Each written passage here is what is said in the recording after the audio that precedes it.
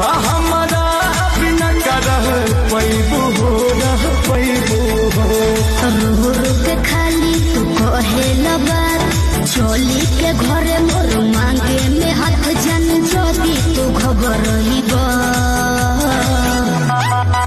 अब डोलिया में ले जाई बता सुनाइया तू देखत है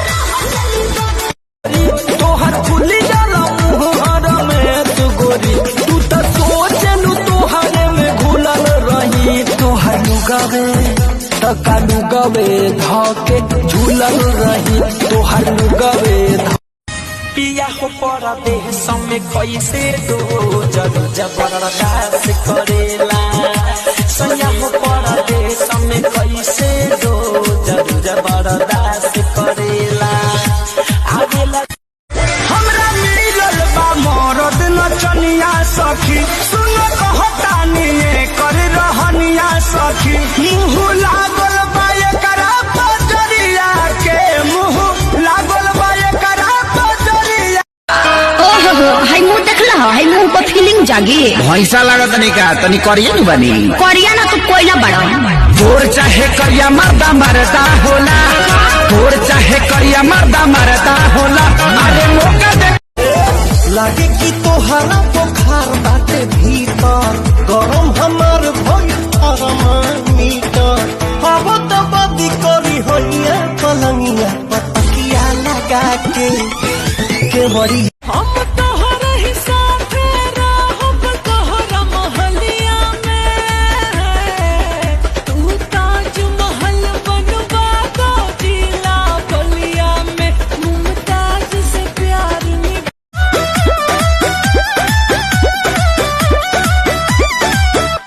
मड़वा के बास धके देखी मजानुआ भसुर जब बहाना चढ़ाई सखिया। देखियो पर पिया हो पड़ा देह समय कैसे दो जरू जबरदस्त करेला। सैया हो पड़ा देह समय कैसे दो जरू जबरदस्त करेला। आवेला नाही मन बतले हब डबल साड़ी हम कीन देव तोहके दुकान सारी। नहीं के न बता दे हब 1000 गाड़ी चला लहंगा दिया दी बहुत भारी। नहीं के चूड़ी खनका गइल के बिजली गिरा गइल दीवाना हमके हुआ के बना गइल दीवाना। पगली क्या कहत रे बुझ गोरी सटलाया खटला से गल गईनी तोहर देखी सूरतिया फिसल गईनी। अब तो कमर के नीचे भी उठला बाप के प्यार से अच्छी कोई दौलत क्या है। माँ का आंचल जो सलामत है तो जन्नत क्या है। बाप के प्यार से ये बोतल जीवन भर साथ निभाती है। ये बोतल जीवन भर साथ निभाती है। शुरू से लेके अंत समय तक जाती है।